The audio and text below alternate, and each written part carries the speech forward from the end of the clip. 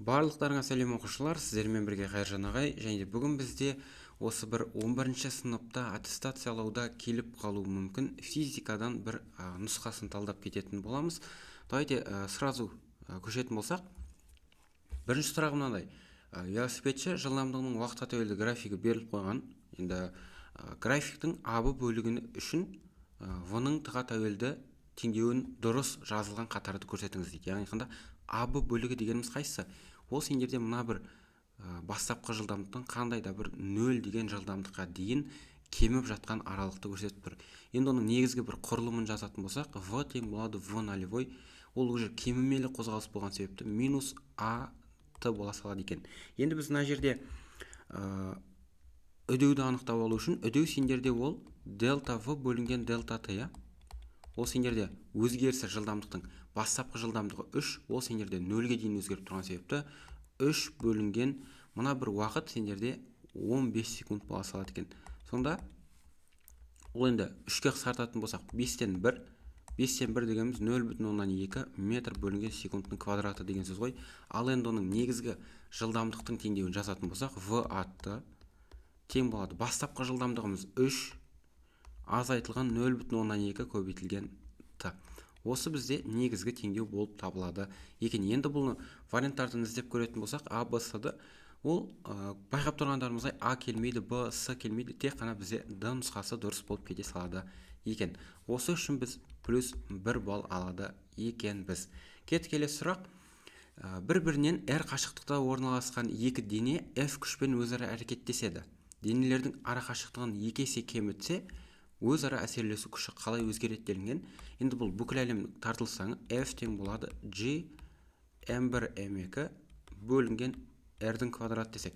Ол бастапқыда r деген қашықтықта орналасқан.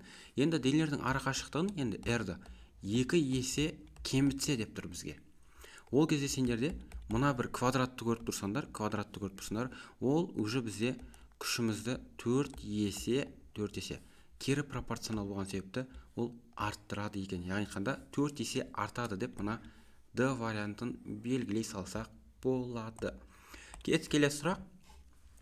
Көкжиекке альфа бұрыш жасай в нолевой бастапқы жылдамдықпен лақтырылған снаряд ұшу траекториясы көрсетілген дейді. Енді айтады, снарядтың ұшу алыстығының формуласы былайша айтқанда, оны анықтайтын. Біз енді жаттап алған болуымыз мүмкін. Ол сендерде жай ғана в нолевой квадрат синус 2 альфа бөлінген G формуласымен анықталады екен. Яғни қанда осыны жауаптардың ішінен іздейтін болсаңыздар, ол сендерде мына Б нұсқасында орналасқан екен. Келесі сұрақ. Келесі бізде 4-ші сұрақ.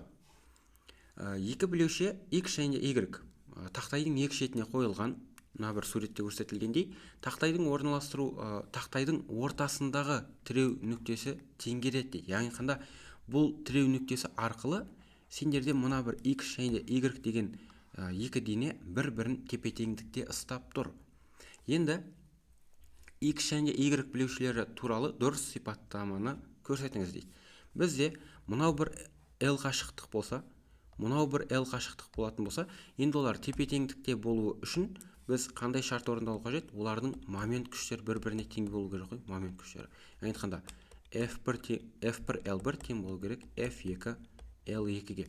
Енді мен бірлерді X деп жазып шығатын болсам, екілерді Y-ге өзгертейін, Y. Енді олар бірдей қашықтықта орналасқан себепті, өйткені тақтай ортасындағы деп тұр. Яғни қандай екі жағындағы ара қашықтық бізде тең болады. Сол себепті L-дарды қысқартып жіберетін болсам, бізде мына бір X денесінің тең болады ол Y денесінің ауырлық күшіне. Олар сонда жалпы олардың бұл массалары бір-біріне тең деген сөз. Массалары бір-біріне тең. Және де олардың салмағы бірдей деген тұжырымды дұрыс деп қабылдайды екен. Біз қалған мына тығыздықтары бірдей, көлемдері бірдей деген жауаптар сәйкес келмейді, өйткені қарасаңдар көзге де көрініп тұр ғой, олардың көлемдері әртүрлі екендігі. Хорошо? Келесі сұрақ. Тыныштық күйден моншақ тас 5-ші суретте көрсетілген П нүктесінен домалап шығып, сым бойымен сырғанайды дейді. Сым диаметрі 50 см шеңбер құрайды. Q нүктесіндегі моншақтың жылдамдығы ол 1,4 метр бөлінген секунд. Енді айтады, ол қандай h биіктіктен домалап бастаған анықтаңдар дейді. Енді айтады, қараңдар, тыныштық күйден деген себепті ол бір еркін сырғанап кеткен ғой. Сол себепті мына жердегі оның тек қана потенциалдық энергиясы бар деп есептесек. Ал енді мына бір Q нүктесінде оның жылдамдығы бар, яғни қандай оның кинетикалық энергиясы және де оның бір потенциалдық энергиясы болады екен. Сонда мен энергияның сақталу заңын қолдана отырып, оны не үшін қолданамыз десеңіздер, ауаның кедергісі мен сым бойындағы үйкелісті ескермеуге болады дейді. Яғни қандай энергияның сақталу заңын қолдансақ болады деп тұр ғой бұл жерде. Сол себепті біз мына бір потенциалдық максимал энергияны кинетикалық қосылған потенциалдық энергияға теңестіре салсақ, яғни қандай mgh тең болады mv квадрат бөлінген 2 қосылған mg. Мынау бір диаметр болған себепті, мен d дей салсам оның орнына. Енді бұл жерден бізге анықтау керек нәрсе мына бір h биіктікті анықтаңдар деп тұр. Енді мен екі жақта да масса болған себепті массаларын қысқарта салсам сразу ойша, ол береді бізде h тең болады v квадрат бөлінген 2 плюс gd және де бөлінген бізде g. Енді оны анықтай салатын болсақ, біздің жылдамдығымыз неше? Жылдамдығымыз 1,4. 1,4-тің квадратын алайықшы. 1,4-тің квадраты бізде сразу 1,96. 1,96-ны бөлеміз 2-ге, қосамыз оған 10 көбейтілген 50 сантиметр дейді диаметрі. Оны метрге айналдыратын болсаңыздар 0,5 метр бола салады. Сонда 10-ды көбейтеміз 0,5-ке және де бөле салады екенбіз 10-ға. Сонда біз оны өрнектейтін болсақ, давайте 1,96-ны 2-ге бөліп, мен қосатын болсам 5-ке және де оны бөлуім қажет 10-ға. Ол сендерде жалпы h биіктік жуықтап алғанда енді 0,6 метрге сәйкес келіп тұр екен. Яғни қандай мынау бір b нұсқасы деген сөз. Келесі сұрақ. Мына бір цикл көрсетілген, яғни қандай v-ның т-ға тәуелді графигінде циклды көрсетілген. Енді айтады бізге, осы циклды біз p-ның т-ға тәуелді графигінде құрастыруымыз қажет. Яғни қандай мына бір графикті екінші графикке айналдыруымыз қажет. Енді біз барлық процесстерді бірінші жазып шықсақ, бірден екінші күйге өткен кезде қарасаңыздар, ол мына бір температураға перпендикуляр болған себепті ол сендерде т тең болады константа, яғни айтқанда изотерма. Изотерманың қайсысы? Көлем артып жатқан себепті ұлғаю болады. Ұлғаю. Көлем артып жатыр. Ал енді 2-ден 3-ке өткен кезін қарасақ. 2-ден 3-ке өткен кезі ол сендерде көріп тұрғандарындай ол бізде көлемге перпендикуляр орналасқан. Сол себепті бізде көлем тұрақты деген сөз. В тең болады константа. Яғни изохора. Ал енді изохора процесінде температура артып жатқан себепті ол сендерде қыздыру болып саналады. Қыздыру. Ол температураның артып жатқанын білдіреді. Енді біз 3 пен 4-ті қарастырсақ. 3 пен 4-ті қарастыратын болсақ, 3 пен 4-те көріп тұрғандарындай тоже бізде температураға тура пропорционал. Температурамыз бізде тұрақты деген сөз. Т тең константа. Ал енді ода қарасандар көлем кеміп жатыр. 3 пен 4-ке өткен себепті. Көлем кемсе ол сығылуды білдіреді. Сығылу көлем кеміп жатыр деген сөз. Ал енді 4-тен 1-ге өткен кезді қарастыратын болсақ, 4-тен 1-ге, ол тоже сендерде изохоралық процесс, в тең константа. Бірақ температурасы кеміп жатқан себепті ол сендерде су дей салсақ. Яғни қандай температура бізде кеміп жатыр. Енді осыған сәйкес келетін біз графикті қарастырсақ. Қарасаңыздар, А вариантында бірінші 1 мен 2 ол сендерде изотерма болу қажет. Бірақ та мына жерде 1 мен 2 бізде изотермаға келмейді. Сол себепті А нұсқасын сызыптай саласыздар. Бұл нұсқасын қарасақ, 1 мен 2 изотермалық ұлғаю дейді. Яғни қандай қарасаңыздар, бізде температурамыз тұрақты кезде көлем артатын болса, оның қысымы да арту қажет қой. Бізде 1 мен 2 келіп тұр.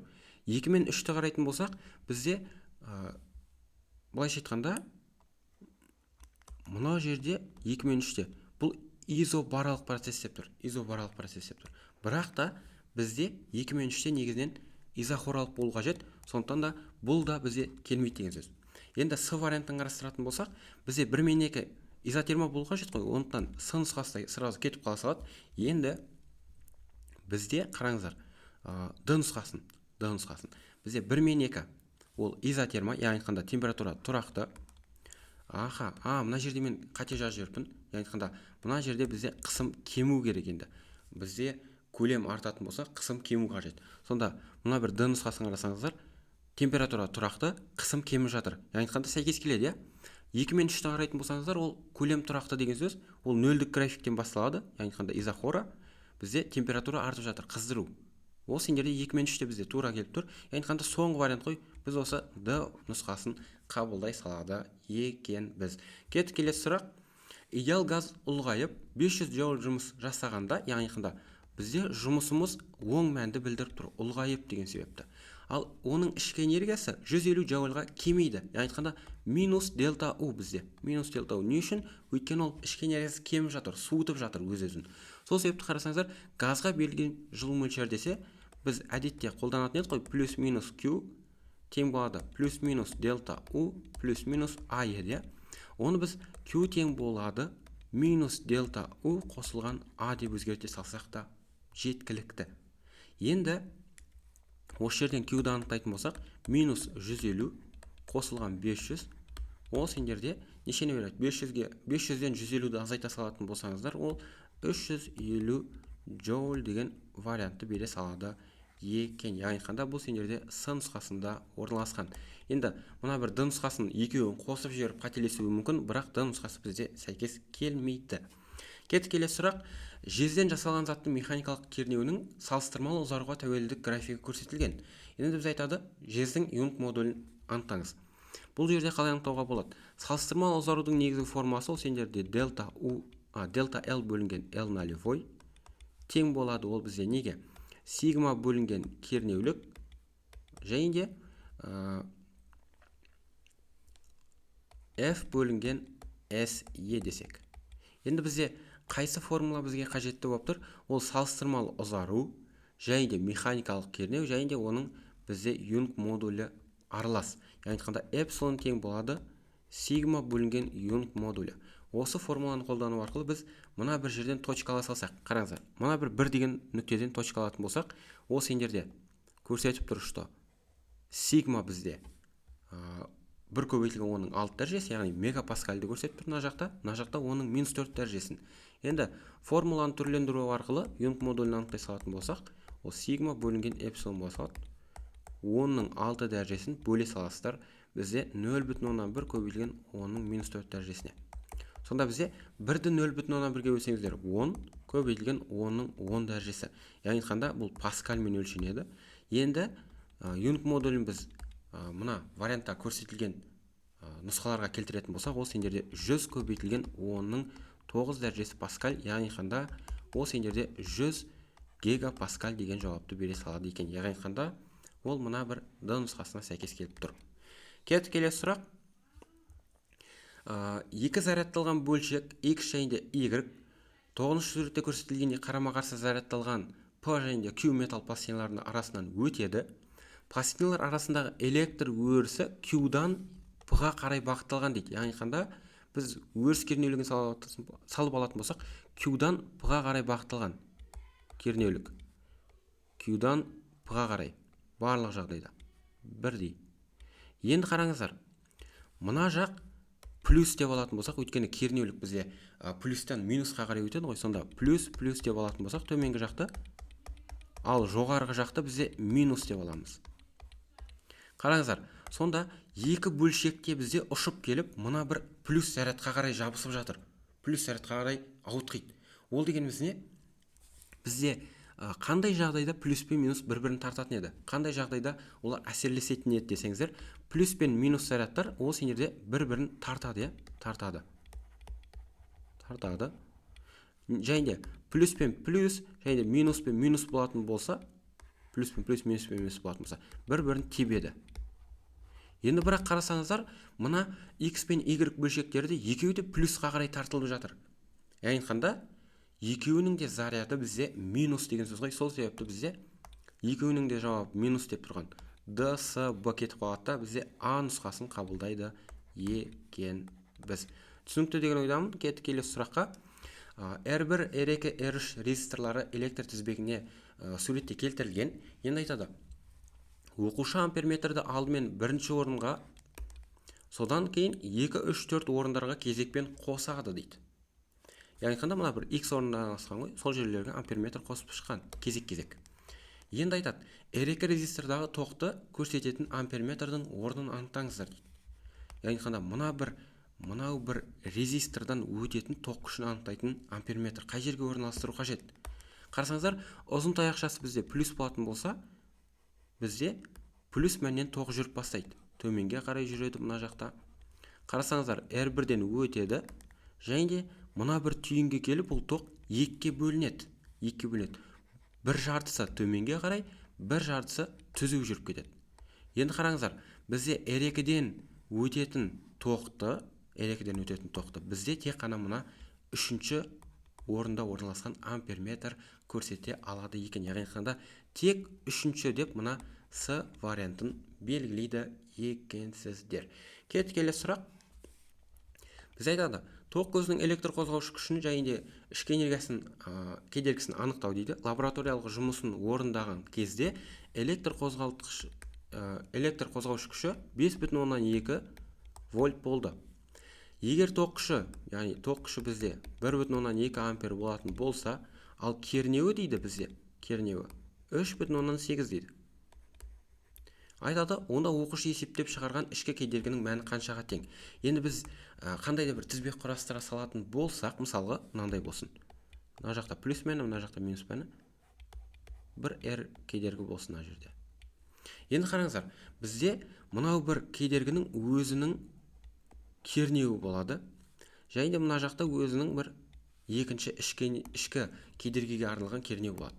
Енді біз Кирхофтың екінші заңын білеміз ғой. Яғни қанда ол не дейді? Ол бүткіл тізбектегі алып жатқан кернеулердің қосындысы осы бір электр қозғаушы күшіне теңеседі. Яғни қанда эпсилон тең болады UR қосылған U кіші R. Бұл енді U үлкен R дегеніміз ол сыртқы тізбектікі, ал U кіші R дегеніміз ол ішкі тізбектікі. Енді қарасақ бізде ал кернеуі деп бұл сендерде сыртқы тізбектің кернеуін беріп қойған екен. Енді біз мына жерден кіші UR-ді анықтап алатын болсақ, эпсилон азайтылған UR, айтқанда 5,2-ден азайтатын болсақ 3,8-ді неше шығады бізде? Давайте азайта салайын мен сразу. 5,2-ден 3,8 азайтатын болсам 1,4 вольт. Айтқанда ол ішкі кедергісіне жұмсалатын кернеу. Енді UR-ді мен ашаламын I көбейтілген кіші R деп. Сол себепті мен 1,4-ті теңестіретін болсам, тоқ күшіміз 1,2 және де көбейтілген ішкі кедергі. Осы жерден ішкі кедергіні анықтасам, мен 1,4-ті бөлуім қажет 1,2-ге, ол сендерде 1,7 Ом деген жауапты бере салады екен. Яғни айтқанда бұл қайсы жауапқа келеді? Ол сендерде А нұсқасына сәйкес келіп тұр екен. Келесі сұрақ. Көлемі 10 литр ыдыстағы газ қысымы мынанша паскаль дейді. Оны көлемі 5 литр бос ыдыспен қосқан кезде екі ыдысқа бөлінген газ қысымы қандай болады? Егер газ температурасы өзгермеген болса. Енді мынандай бір үлкен ыдыс алайық. Көлемі 10 литр және де 6 мегапаскаль қысым болсын.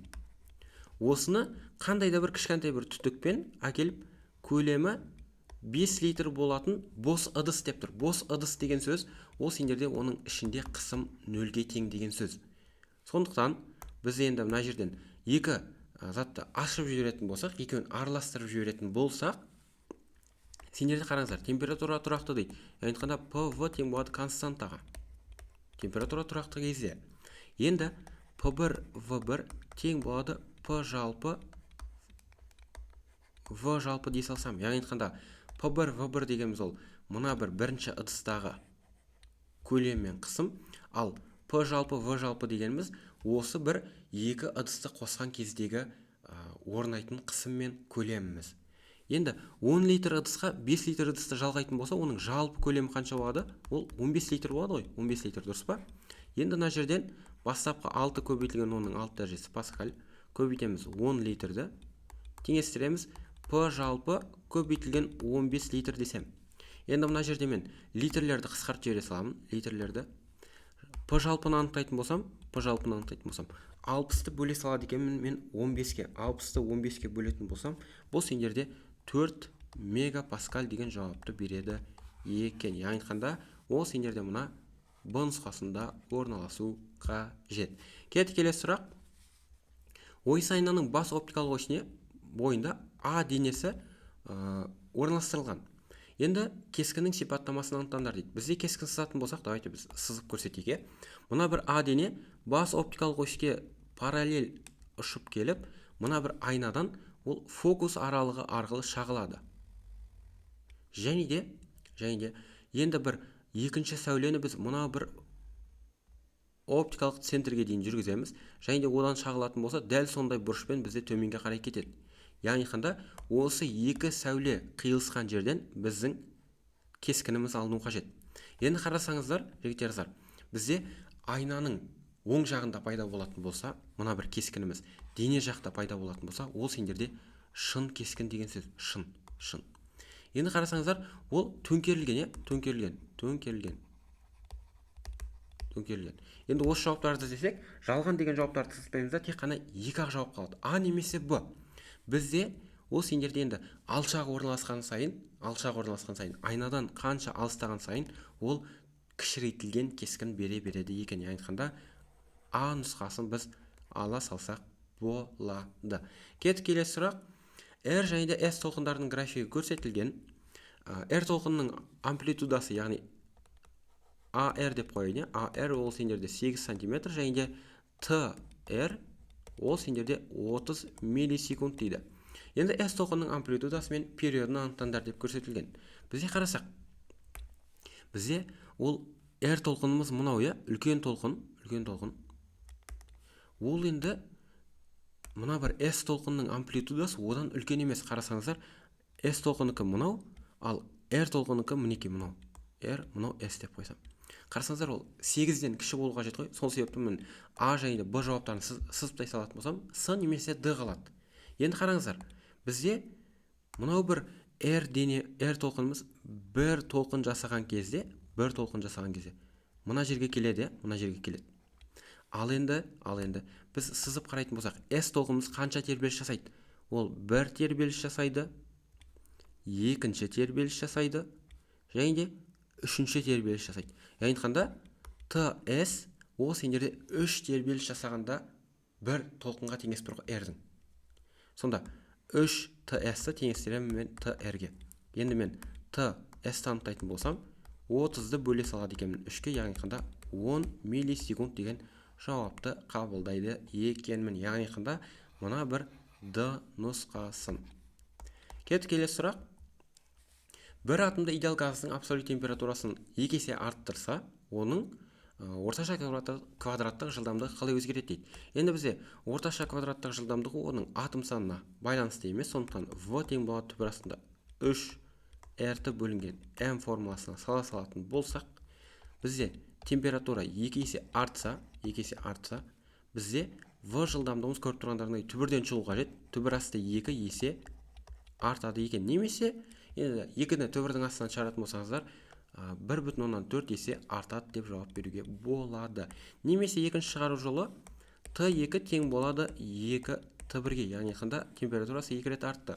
Сонда В2 жылдамдығы менде түбір астында 3R Т2 бөлінген М. Енді оны түбір астында 3R көбейтілген 2 Т1 бөлінген М десем, қараңыздар, бізде түбір асты 2 және де түбір астында 3R Т1 бөлінген М деген өрнек шықты. Осы жерде мен мына бір 3R Т1 бөлінген М деген өрнекті жай ғана В1-ге теңестіре салатын болсам, түбір асты 2 В1 шығады ғой менде. Сонда көріп тұрғандарындай түбір асты 2 есе артқанын көруге болады. Келесі сұрақ. Толқын ұзындығы мынандай болатын фотонның энергиясын анықтаңдар. Енді бізде фотон энергиясын анықтайтын формула ол сендерде H nu немесе HC бөлінген лямбда десек те болады. Лямбдадан енді дұрыстап сала салайын. Енді оны анықтасақ, Планк тұрақтысы 6-63 көбейтілген 10-ның минус 34 дәрежесін көбейтемін 3 көбейтілген 10-ның 8 дәрежесіне бөле саламын 480 көбейтілген 10-ның минус 9 дәрежесі. Енді мен оны есептейтін болсам, байке есептеп жүрейін. 663-ті көбейтіп 3-ке бөлемін мен 480-ге. Ол сендерде шығады екен 0,04 14 көбейтілген 10-ның неше дәрежесі? Минус 34 қосылған 8 қосылған 9. Минус 17 дәрежесі. Минус 17 джоуль. Енді мен стандарт түрге келтіретін болсам 4,1 көбейтілген 10-ның неше деп жазсам болады? 1, 2. Минус 2 дәрежесі қосылады. Минус 19 дәрежесі джоуль бола салады екен. Яғни қандай жауаптардың ішінен мына бір Б нұсқасын алады екен біз. Кеттік келесі сұрақ. Электромагниттік толқындардың, енді электромагниттік толқындар шкаласы кестеде бос аймақтармен белгіленген. Q аймағындағы сәулелену атауын анықтаңыз. Енді мына стрелканы қарасаңыздар, толқын ұзындығының өсуімен жазылған, солға қарай. Толқын ұзындығының өсуімен. Енді бізде рекургты білесіңдер, Р И К У Р Г. Рекург бұл сендерде жиіліктің өсу ретімен жазылған ғой, жиіліктің өсу. Ал енді оны керісінше жазатын болсаңыздар, бұл сендерде толқын ұзындығының өсуі бойынша жазылады екен. Сонда мына жақта бізде гамма тұрады, мына жақта рентген, мына жақта бізде ультракүлгін, көрінетін жарық, инфрақызыл, және де мына жақта қарасаңыздар, негізі R тұру қажет. Мына жерде бір клетка артық секілді, яғни айтқанда радио толқын бізде тұруы қажет, яғни айтқанда Д нұсқасы. Кеттік келесі сұрақ. Натрийдің бетінен ұшып шыққан фотоэлектрондардың максимал кинетикалық энергиясының түсетін сәулелену жиілігіне тәуелділік графигі көрсетілген. Енді біз айтады, фотоэффекттің нью минимум, яғни айтқанда қызыл шекарасын анықтаңдар. Нью минимум қызыл шекарасын анықтаңдар дейді. Енді ол қандай шама?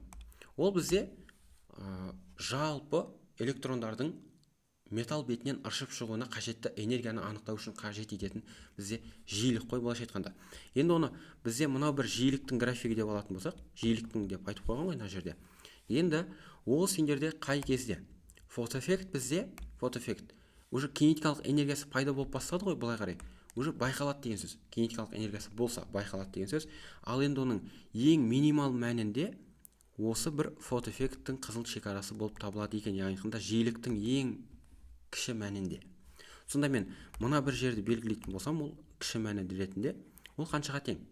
4 пен 8-дің арасы мынау бір жер 6-ға тең дейтін болсақ, енді бөлік құнын анықтайықшы, бөлік құны. Ол сендерде 8-ден 6-ны азайтып, біз қанша бөлік бар арасында? 1 бөлік, 2 бөлік, 3 бөлік, 4, 5 бөлік бар екен. Енді 5-тен 2 деп жазатын болсам, ол сендерде қаншаға тең? 5-тен 2, 2-ні бөлеміз 5-ке, ол 0,14 екен. 0,14. Сонда мен мына бір жерді алу үшін, ол сендерде 6-тан кейін 6,14 деген сан тұрады екен. Сонда бізде жиілігіміз, яғни нью минимум, ол сендерде 6,14 ажанда болу қажет. Яғни айтқанда мына жақта жауаптарын қарасаңдар, 6,14 көбейтілген 10-ның 14 дәрежесі герц деген жауап бола салады екен. Кеттік келесі сұрақ. Химиялық элемент ядросы PQX деген элемент берілген. Осы атомның нуклондар санын анықтаңдар. Нуклондар саны деген жалпылама атомдық массасы ғой, атомдық массасы. Бізде былай А, Z және де X элемент деп жазатын болсақ, бұны бізде А бізде тең болып тұр P-ға, және де ол атомдық масса. Атом масса. Немесе оны бізде осы нуклондар деп те атауға болады. Нуклондар. Сол себепті бізде нуклондар таңбасын санын көрсететін бізде мына бір P әрпі деп А жауабын белгілей салсақ болады. Кеттік келесі сұрақ.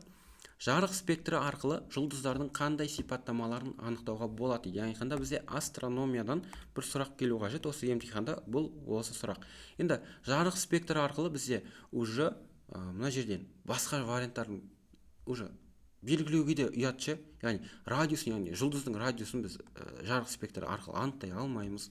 Радиусы мен химиялық құрамы дейді, температурасы мен тығыздығы дейді, енді олар келмейді. Енді бізде тек қана бір жауап қалады, температурасын және химиялық құрамын анықтауға болады деп мына Б нұсқасын белгілей салады екенбіз. Келесі сұрақ. Енді Б бөліміне келетін болсақ, бізде мынау бір жағдаят десек те болады. Енді парашютші ұшақтан секіреді. Төмендегі, яғни А нұсқасына келетін болсақ, төмендегі суретте парашютке әсер ететін екі негізгі күштерді тілшемен сызып атауын жазыңыз дейді. Енді бізде мына бір адамның өзінің төменге қарай әсер ететін ауырлық күші бар ғой, mg деген. Яғни айтқанда бізде төменге қарай mg бізде ауырлық күші. Ал енді біз уже өмірді қарастырып жатқан себепті оның жоғарыға қарай әсер ететін, дәл осы центрінен жоғарыға қарай әсер ететін кедергі күші болады екен. Кедергі күш деген енді ол F кедергі, ол болуы мүмкін ауаның кедергі күші. Ауаның кедергі күші. Енді екінші жауапқа келетін болсақ, парашютші секіргеннен кейін алғашқы мезетте қай күш басым болатынын түсіндіріңіз. Енді бізде сразу секіріп кететін болсақ, біз төменге қарай қандай да бір үлкен скоростьпен төмен түсе береміз. Яғни айтқанда қандай күш басым болады десеңіздер, ол сендерде ауырлық күші.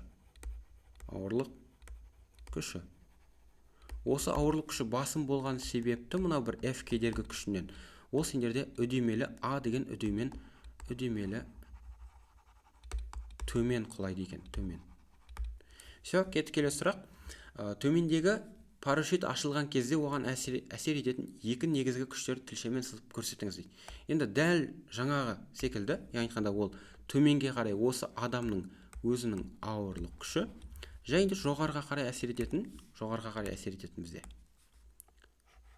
Оның бізде уже кедергі күші бар екен. Кедергі күші. F кедергі ауа кедергісі. Кедергі деп қойын. Ал mg ол сендерде ауырлық. Все. Алдыңғы бөлімдегі сызбаңызды түсіндіріңіз дейді. Яғни мына бір сызбаны түсіндіру дейді бізге. Енді бұл жерде парашют ашылған кезде, жігіттер қыздар, парашют ашылған кезде осы бір ауырлық күшіміз бізде мына бір F кедергі күшін теңгеретін момент болып табылады. Яғни айтқанда оның жылдамдығы сразу тұрақты болып қалады. Парашют ашылған кезде жылдамдығы тұрақты болады, константа. Парашют ашылған кезде жылдамдық тұрақты болып, және де екі күшіміз, осы негізгі екі күшіміз бір-бірін теңгереді екен. Келесі сұрақ. Жаңағы сұрақтың жалғасы. Парашютшінің құлау жылдамдығының уақытқа тәуелді графигі көрсетілген. Енді айтады бізде АБ график бөлігіндегі көрсетілген парашютшінің қозғалыс түрін анықтаңыз. АБ графигін қарайтын болсақ, мына жерде АБ ол сендерде бастапқы уақытта сендерде жылдамдық артып жатыр, жылдамдық өсіп жатыр. Яғни айтқанда ол сендерде үдемелі қозғалыс. Келесі сұрақ. СД график бөлігіндегі көрсетілген парашютшінің қозғалыс түсіндіріңіз. СД графигінде қарасаңдар, жылдамдық бір тұрақты болған секілді, қандай да бір шамаға тұрақты болған секілді. Яғни айтқанда СД графигінде бізде жаңа айттық қой, жылдамдық тұрақты болады, ол кезде уже парашют ашылады.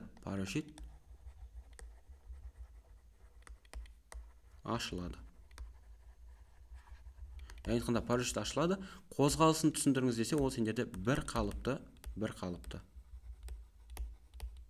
қозғалыс. Келесі сұраққа.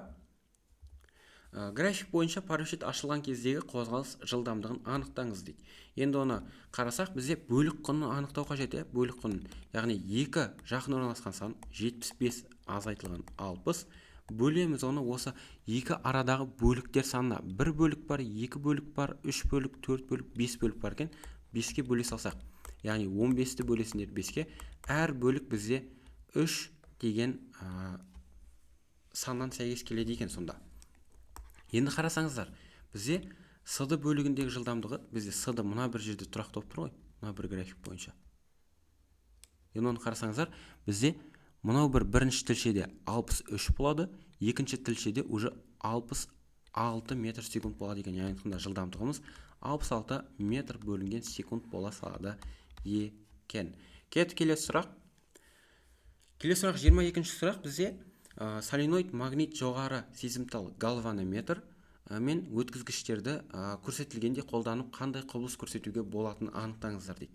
Яғни қандай біз мына соленоидқа галванометрді жалғап, магнитті төмен түсіріп немесе жоғары көтеріп, полюстарын ауыстырып, дәл солай шығарып енгізетін болсақ, бізде электромагниттік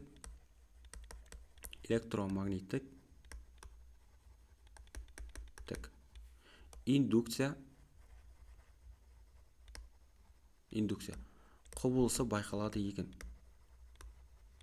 Яғни айтқанда, электромагниттік индукция құбылысы дегеніміз осы магнитті соленоидқа енгізген кезде индукциялық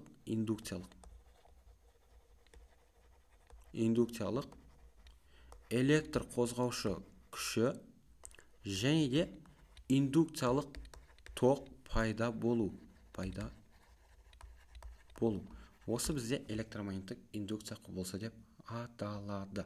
Келесіне көшетін болсақ, магнит қозғалыс бағытының анықтаңыз дейді. Енді қарасаңыздар жігіттер, осы бір магнитті енгізген кезде немесе шығарған кезде бізде мынау бір B' деген өріс пайда болған. Яғни қандай ол сендерде мына магниттің өзінің полюс өрісіне қарама-қарсы болып тұр. B' дей салайын. B' бізде обычный магниттің өрісіне қарама-қарсы болып тұр. Қарсы. Енді бұл екі өріс бір-біріне қарама-қарсы болатын болса, жігіттер, қыздар, бізде ол қандай? Ол өрістің, яғни осы бір құбылыс кезінде магнит ағыны артып жатыр деген сөз. Яғни қандай? Магнит ағыны арту үшін оның енді өрісі арту қажет қой. Енді өріс артатын болса, оның екеуінің ара қашықтығы кему қажет. Яғни магнитті жақындата берген сайын оның өрісі арта береді. Сонда бізде ара қашықтық кемейді деген сөз, ол магнитті осы соленоидқа қарай жақындатады. Яғни қандай бағыты оның тік төмен деген жауап, немесе тік төмен болмайтын болса, енгізу деп те алсақ болады. Енгізу. Келесі сұрақ. Не істеуге болатын жазыңыз дейді. Яғни қандай пайда болатын индукциялық тоқ бағытын өзгерту үшін. Пайда болған индукциялық тоқтың бағытын өзгерту үшін біз мына бір магнитті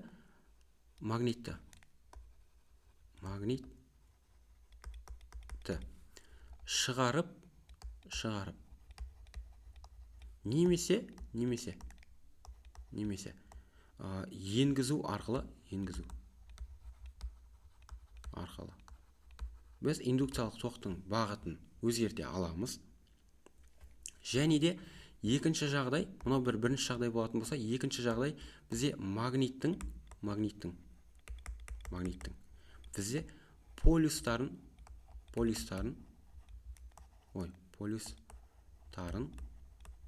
ауыстыру. Яғни мына бір N мен S деген полюстарын ауыстыратын болсақ, бізде индукциялық тоқтың да бағыты өзгереді деген сөз. Екіншісіне көшетін болсақ, пайда болатын индукциялық тоқ мәнін арттыру үшін. Енді ол пайда болған индукциялық тоқтың мәнін арттыру үшін бізде оны қанша тез енгізетін болсақ, яғни қандай жылдамдығымыз көп болатын болса, оның бізде пайда болатын тоқта, индукциялық тоқта мәні артады деген сөз. Немесе осы бір магниттің санын арттыру арқылы бізде магнит санын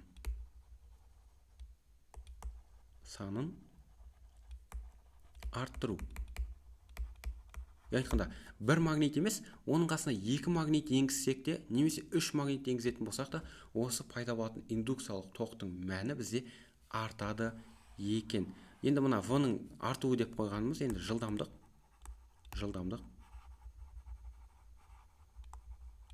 арту. Келесі сұрақ. 22-ші суретте магнит штативке бекітілген жағдайда, яғни қандай мына бір магнитті қысып ұстап тұрсақ, қандай да бір штатив арқылы. Аталған құралдарды қолдана отырып, индукциялық тоқты алудың бір тәсілін жазыңыз дейді. Если бізде магнит қозғалыссыз тұратын болса, мына бір соленоидты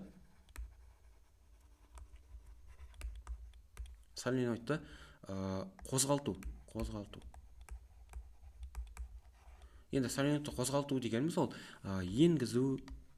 енгізу немесе уже оны шығару секілді екі жағдайда қолдансақ болады. Келесі, егер катушка ішіндегі магнит катушкаға қатысты қозғалмайтын болса, яғни айтқанда магнит сендерде қозғалмайтын болса, индукциялық тоқ пайда болмайтынын түсіндіріңдер. Бізде индукциялық тоқ қандай жағдайда пайда болады? Яғни айтқанда индукциялық тоқ қандай жағдайда пайда болады? Ол сендерде магнит ағыны өзгеретін болса ғана, яғни айтқанда магнит ағынының өзгерісі болса ғана пайда болады. Ал если біздің магнит ағынымыздың өзгерісі нөлге теңесетін болса, индукциялық тоқ пайда болмайды. Енді магнит ағыны қалай өзгермейді десек, ол бір орында қозғалмайды. Яғни қанда магнит бізде қозғалмайтын болса, яғни соленоид та қозғалмайтын болса, осы катушкамыз қозғалмайтын болса, онда магнит ағыны бізде нөлге теңеседі деген сөз. Келесі сұрақ.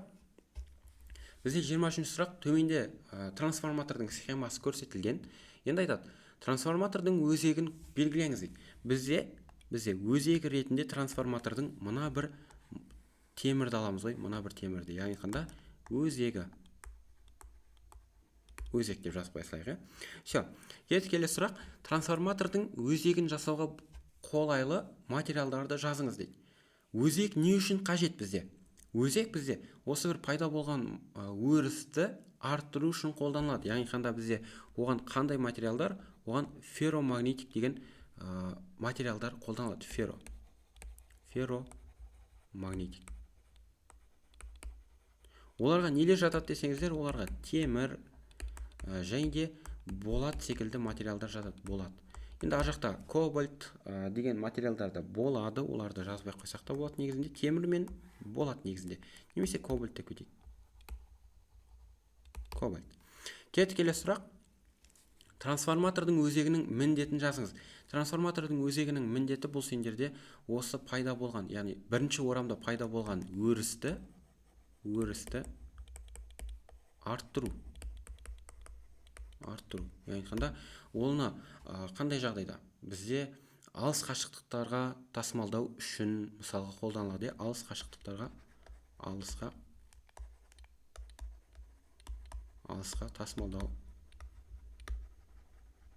тасымалдау. Трансформатордың өзегі неліктен жеке пластиналардан жасалатынын түсіндіріңіз. Енді бізде, если ол өзек бізде тұтас бір материалдан жасалатын болса, яғни бір пластинадан жасалатын болса, ол кезде құйынды тоқтар, яғни қында Фуко тоқтары болады. Фуко тоқтары болады. Ол тоқтар пайда болған кезде мына өзекті қыздырады. Өзек қызады, былайша айтқанда. Енді өзек қызған себепті ол сендерде бізде оның кедергісі арта бастайды, оның алыс қашықтықтарға жеткізе алмаймыз, былайша айтқанда тоқты. Сол себепті бізде өзекті жеке пластиналардан жасайды екен. Айтқанда жаза кететін болсақ, мына жерге неліктен жеке пластиналардан жасайды десек, ол алыс қашықтыққа тасымалдау үшін. Алысқа тасымалдау. Және де энергия шығынын азайту.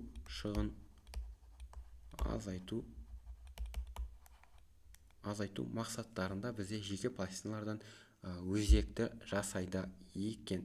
Келесі сұрақ. Трансформатордың екінші реттік орамдағы жалғанған вольтметрдің көрсеткішін анықтаңыздар. Бізде енді трансформаторлардың көрсеткіштері болады. К деген коэффициенті. Ол сендерде осы трансформатордың жоғарылатқыш немесе төмендеткіш екенін анықтауға болады. Оны қалай анықтаймыз десеңіздер, бір U1-дің U2-ге және де N1-дің N2-ге қатынасы деп алсақ, осы қатынасты. Енді бұл бірінші дегеніміз, ол бірінші орамдағы, яғни қанда мынау бірінші орам, мына жақ екінші орам деп алатын болсақ, бізде сұрап тұрғаны вольтметрдің көрсеткіші екінші орамдағы U2-ні анықтасақ, осы жерде ол сендерде U1 көбейтілген N2 бөлінген N1. Сонда бізде бірінші орамдағы вольтметрдің көрсеткіші 8 вольт. 8-ді көбейтеміз. N2 600-ге бөле саламыз 1400-ге. Енді бұл жерде нөлдерді қысқартып жіберетін болсақ, сендерде 8 бен 4-ті қысқартамыз 2, 12 вольт деген жауап бізде шығады екен. Яғни қанда мына жақта қосылған вольтметрдің көрсеткіші бізде 12 вольт. Келесі сұрақ. Келесі сұрақ бізде радиоактивті ядро бета бөлшектерін ыдыратып сөйленеді. Бета бөлшек дегеніміз не? Және де оның зарядын табыңыз дейді. Бета бөлшек дегеніміз ол сендерде өзі жылдам электрондар ағыны ғой. Электрондар ағыны. Және де оның таңбасына келетін болсақ, заряд таңбасына, электрон ол сендерде бета бөлшек енді минус зарядталған, яғни айтқанда теріс зарядталған бөлшек болып табылады. Келесі сұрақ. Радиоактивті ыдыраудың уақытқа тәуелділік графигі 24 суретте көрсетілген. Графикті пайдалана отырып, жартылай ыдырау периодын анықтаңыз. Және де оны графикте көрсетіңіз дейді. Енді қарастыратын болсақ, бізде бастапқы бөлшектің саны ол сендерде 4000 екен. 4000. Енді жартылай ыдырау периоды дегеніміз не десеңіздер, ол сендерде осы бастапқы мәнінің жартысы қалған кезде көрсететін уақыт.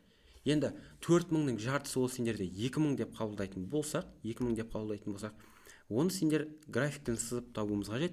2000 деген мына бір сызықпен келетін болса, оны төменге қарай түсіретін болсақ, ол сендерде 8 тәулік екенін көруге болады. Яғни айтқанда жартылай ыдырау периоды 8 тәулік. Все, графикте де көрсетілді деген ойдамын. Көрініп тұрған болса, келесі сұрақ. Атом электр станциясындағы апаттан кейін айналадағы топырақ радиоактивті цезиймен ластанған. Жартылай ыдырау периоды 30 жылдық цезий топырақта бета ыдырау нәтижесінде ыдырайды. Үлгіде 60 жылдан кейін ыдырайтын радиоактивті ядролардың үлесін анықтаңыздар дейді. Енді біз формуланы қолданатын болсақ, n тең болады n0 көбейтілген 2-ның минус уақыт бөлінген жартылай ыдырау периоды. Бұл сендерде радиоактивті ыдырау заңының негізгі формулалары болып табылады. Енді бізде мына n дегеніміз ол сендерде қалғаны. Қандай да бір т уақыттан кейінгі қалғаны. Сонда n тең болады n0-ымыз бізде. n0 тұра берсін. Көбейтеміз 2-ні минус бізде 60 жылдан кейін деп уақытты берген, яғни 60-ты бөлеміз, жартылай ыдырау периоды 30-ға. Сонда ол n0 көбейтілген 2-ның минус 2 дәрежесі болады. Яғни айтқанда n0 көбейтілген 4-тен 1 десек те болады. Яғни айтқанда n тең болып тұр 0,25 n0. Бұл дегеніміз не? Бұл дегеніміз оның 25% қалды деген сөз ғой, қалды. Ал қалған 75% ыдырап кетті. Енді бізден сұрап тұрғаны ыдырайтын радиоактивті ядролардың үлесі деген. Ыдырайтын себепті ол сендерден мына 75% жазады екенсіңдер. Келесі сұрақ бізде С деңгейінің тапсырмасы, яғни эксперимент былайша айтқанда. Бізде мынандай 2 штатив берілген, өзекше берілген, және де серіппе мен қысқыш арқылы мына бір өзекшені тербелтеді былай. Мына бір суретте көрсетілген дейді. Енді тапсырмаларына қарасақ, бізде 6 рет қатарынан өлшеген, яғни айтқанда олардың мына бір x аралығын, яғни штативтердің x аралығын өзгертіп отырып периодтарын анықтаған ғой. Мына бір графикті қарасаңыздар, тәжірибе саны, және де олардың периоды, және де өзектің арақашықтығы, мына бір 2 штативтің арақашықтығы берілген. Енді біз айтады, бірінші тапсырмасында x белгілі мәндері үшін 1 бөлінген x мәндерін бірінші кестеге толтырыңыз дейді. Сонда бізде мына жерде 1 бөлінген x танытта деп тұр ғой жай ғана. Сонда біз каждый мына бір x-ті, мына бір x бар ғой, оны 1 бөлінген деп жазып отыратын болсақ, мына жаққа 1-ді бөлетін болсақ 0,35-ке. Ол сендерде 1-ді бөлеміз 0,35-ке. Ол 2,85 шығады, 2,85. Енді 1-ді бөлетін болсақ 0,3-ке. 1-ді бөлетін болсақ, сразу жазып отыратын болсам, 1-ді 0-де 35-ке бөлетін болсам, 2-де 8 шығады, 2-де 85. 1-ді 0-де 3-ке бөлетін болсам, 3-де 33 шығады. Және де 1-ді 0-де 25-ке бөлетін болсам, ол жерде уже бізде 4 шығады. 4. 1-ді 0-де 2-ге бөлетін болсам, уже 5 шығады. Және де 1-ді 0-де 15-ке бөлетін болсам, 6-да 67 деген сан шығады. 67. Но бізде 5 есе үшті. Және 1-ді бөлетін болсам 0,1-ге менде 10 деген сан шығып тұр ғой. Енді бізде енгіздік, кестеге енгіздік. Келесі тапсырмасына өтетін болсақ, бірінші кестедегі 1 бөлінген x шамасының өлшем бірлігін жазыңыз дейді. Яғни айтқанда 1 бөлінген x. Бізде x-тің өлшем бірлігі ол сендерде метр болып тұр ғой, метр. Енді біз қандай да бір санды, яғни өлшем бірлігі жоқ затты, метрге бөлетін болсақ не шығады бізде? Ол сендерде метрдің -1 дәрежесі шығады ғой, метрдің -1 дәрежесі. Осы бізде өлшем бірлігі болып табылады екен. Келесі сұрақ. Енді тербеліс периодының 1 бөлінген x мәніне тәуелділігі дейді. Жаңа біз жазған мәндерді мына жаққа енгізетін болсақ, 2-де 85, 2-де 85, 3-де 33, мына жаққа 4, мына жаққа 5, мына жаққа 6-да 67 және де 10 деген мәндерді енгізетін болсақ, қараңыздар, периодтың мына бір бөлінген x-ке тәуелділігі. Ол сендерде қараңыздар, период артқан сайын төменге қарай арта береді ғой. Период артқан сайын бізде 1 бөлінген x-тің мәні де тоже артады. Ол дегеніміз не? Ол дегеніміз осы периодымыз 1 бөлінген x-ке сызықты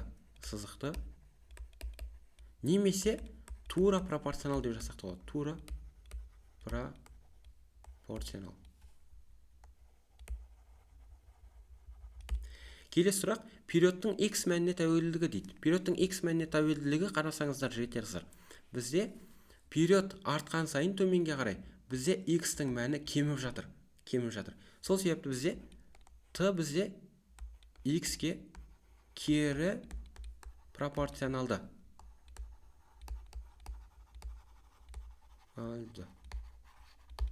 Все. Осымен жігіттер қыздар, бүгінгі біздің экзаменнің бір нұсқасын талдау аяқталды. Келесі бөлімдерін көргілеріңіз келсе, осы каналға тіркеліп қойыңыздар. Қош, сау болыңыздар.